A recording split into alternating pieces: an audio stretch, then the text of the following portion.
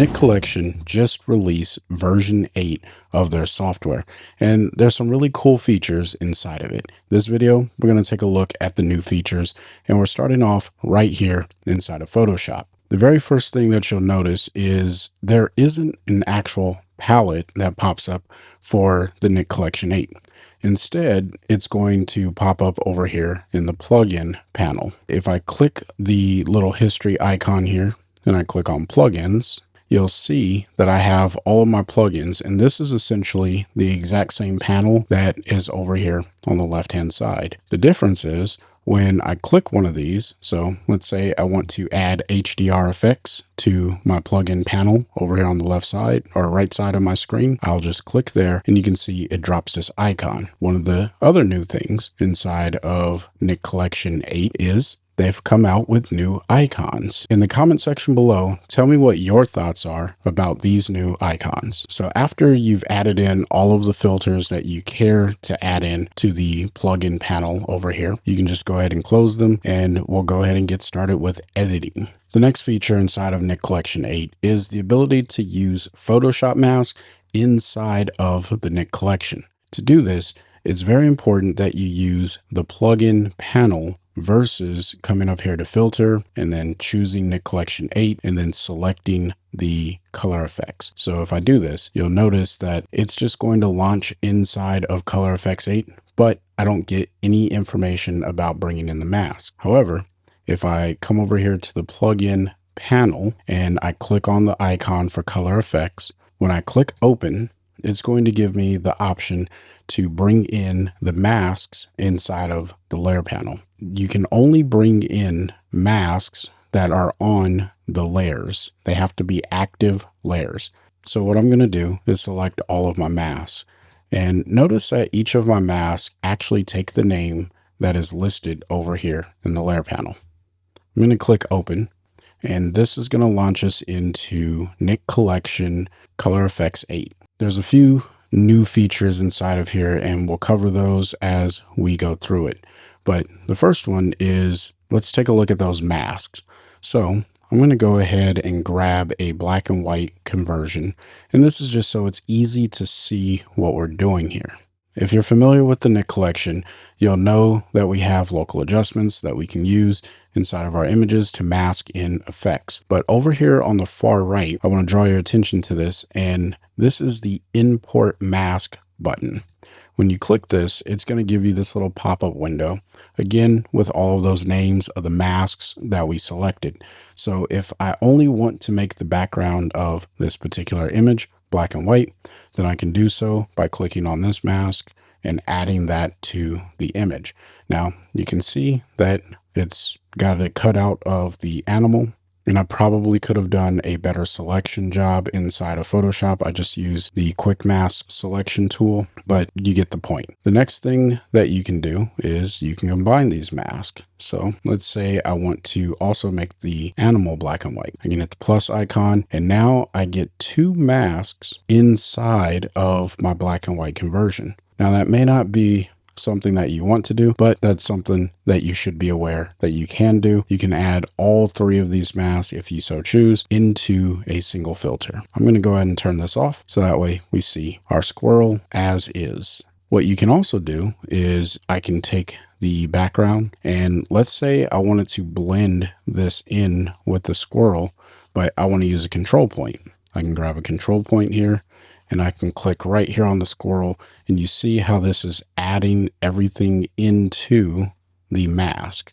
So if I go ahead and click the show mask button here, you can see how this is working. So lots of flexibility of getting the precise edit that you want inside of the Nik Collection. I'm really excited for this tool, and I want to hear what your thoughts are about the flexibility we have with masking. So the next feature is the color mask. Now in Nik Collection 7, we got the luminosity mask, and in Nik Collection 8, we are getting the color mask. And this works just like any other color mask that you're probably familiar with. When you click on it, it'll activate, you get a little crosshair, and we're just going to go ahead and sample a color in the image. For this demonstration, I'm just going to select the background. So I click here and we don't get many on image controls. All of the modification tools are going to actually happen over here in the local adjustments panel. Now, what I can do here is grab this control point and drag this around.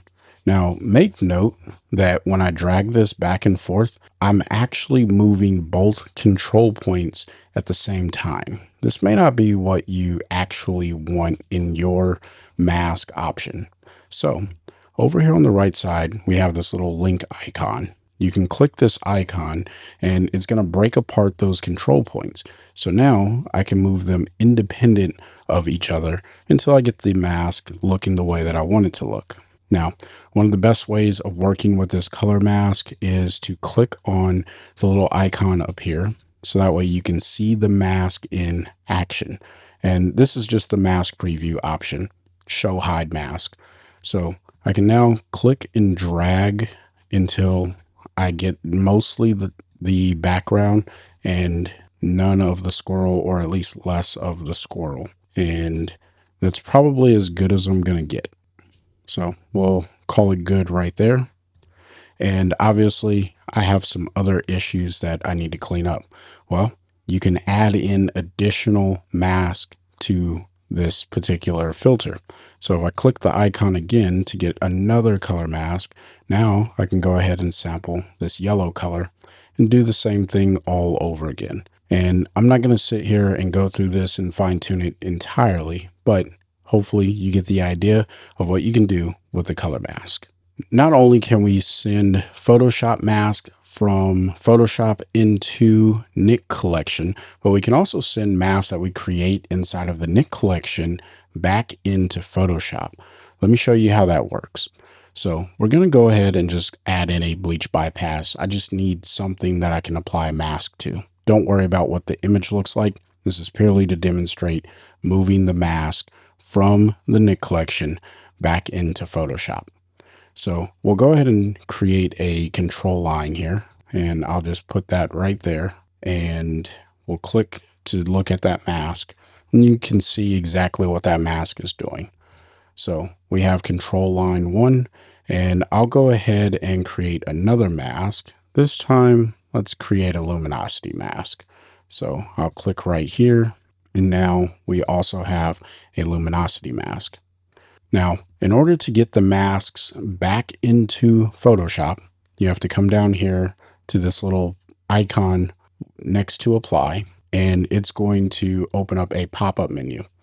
And then in the filter that says include plugin masks, you want to come over here to the Nik Collection color effects and hit the check mark, because that's what we're working in. That's why it says Nik Color Effects.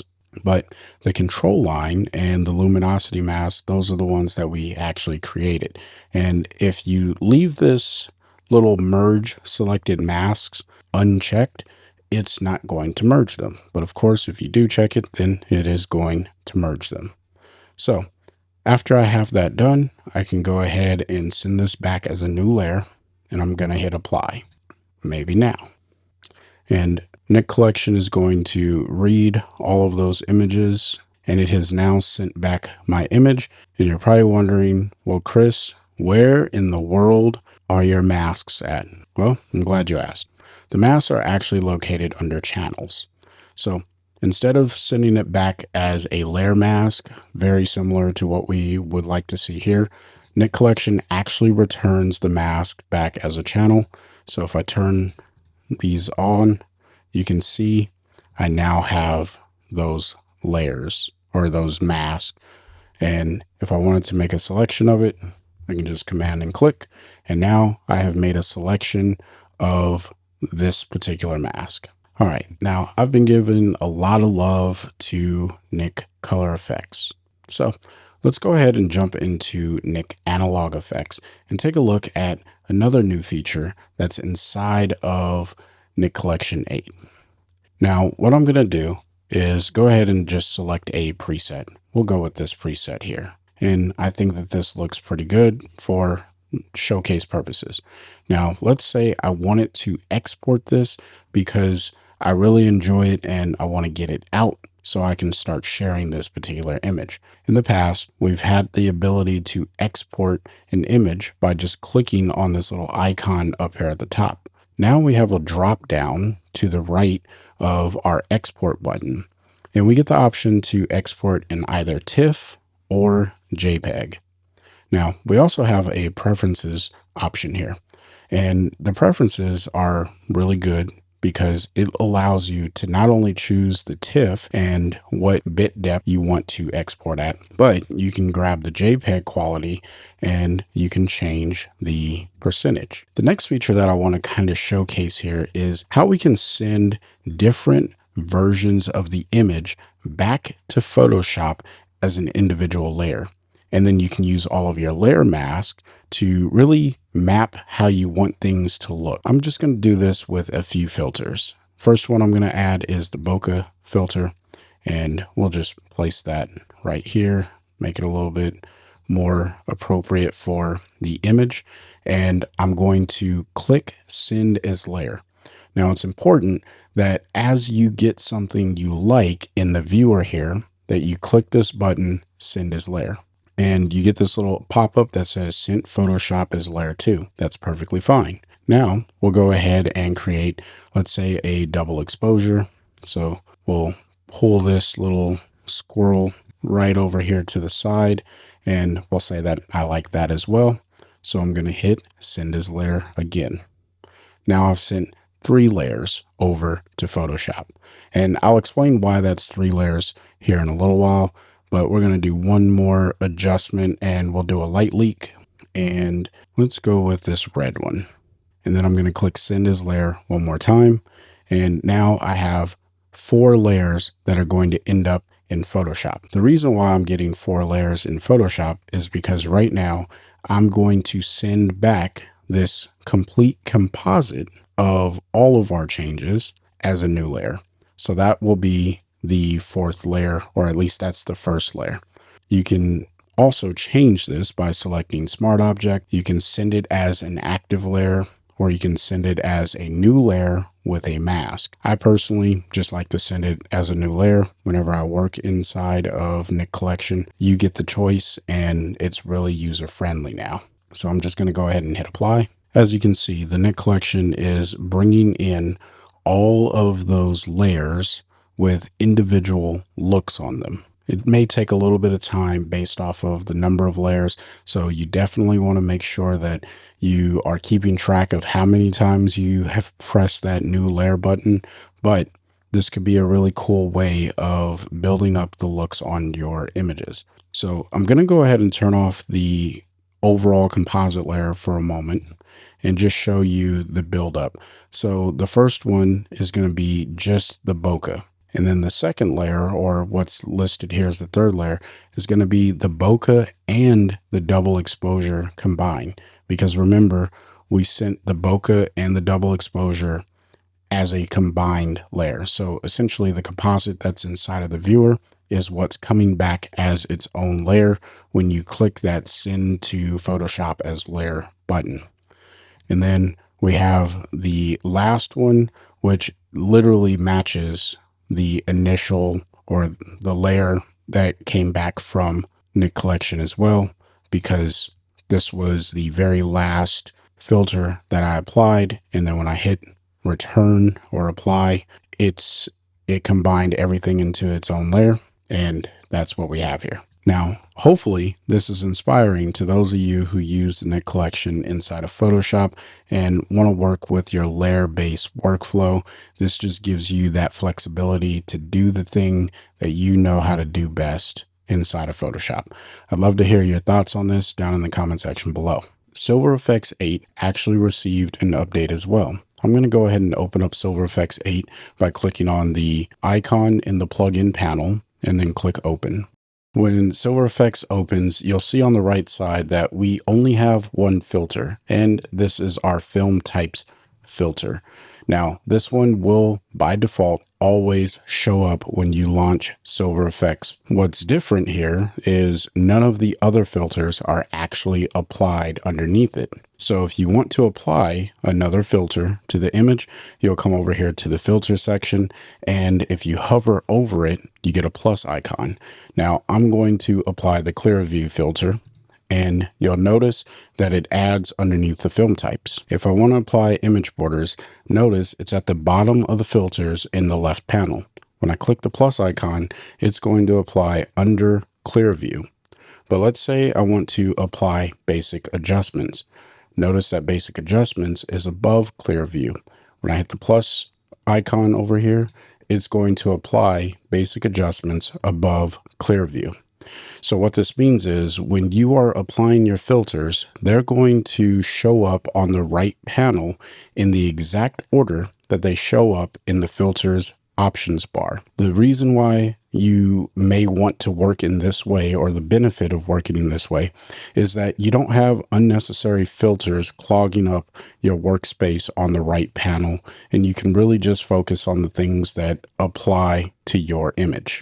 Now, another standout feature for color effects is the ability to look at the original image while we are editing. This is helpful when you're working inside of film types and you're adjusting your sensitivity for the black and white conversion. I know that this image has a lot of green in it. If I pull the green to the right, obviously I'm going to make green brighter. And if I pull it to the left, it's going to be darker. In the past, we've had to guess on what colors were being manipulated or where those colors were represented in the image. So now we have this image viewer to help us identify that a little bit easier. Let me know what your thoughts are about this in the comment section below. In the future, I'm going to dive deeper into Silver Efex. So if you have a question about it, leave it in the comment section below, and I will do my best to apply that in the next video. Another subtlety that's inside of Nik Silver Efex 8 is the ability to collapse these little subgroups underneath basic adjustments.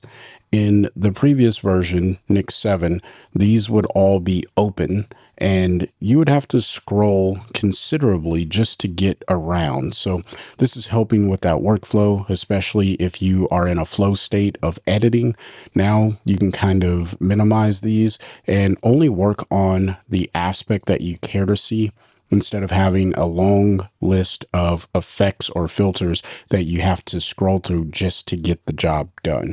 That's kind of the whole point of the new layout and design workspace inside of Silver Efex Pro, just making it a little bit more streamlined for those of us who want to focus on very specific things. The other thing that you'll notice, and it's a very subtle thing, instead of having local adjustments as its own filter inside of Nik Silver Efex, we now get to apply that in each of these instances. So let me know what your thoughts are in that. Do you love it? Do you hate it? Are you indifferent? If you are looking to pick up the Nik Collection, it's going to cost you $89.99 to upgrade from Nik Collection 6 or 7. And if you're purchasing a new license, first-time purchasers, then it's going to be $159.99 US. If you want to support this channel, consider using the link in the description box below. It is an affiliate link. I make a commission off of everyone who purchases through that link, but that's at no extra cost to you. Now, my recommendation is if you are interested in how these new features will work for your particular software, go ahead and download a trial version. Test it out, see if you like it, and then if you do, go ahead and purchase. And if you don't, hey, it's all good. If you need help figuring out how this fits into your workflow, then consider signing up for a coaching call with me down in the description box below, and I will help you figure out what software is best for your photo editing style. If you are new to photography and just don't know where to start, let me help demystify it for you. Sign up for a coaching call with me. And until next time, I want you guys to stay inspired and keep creating. Peace.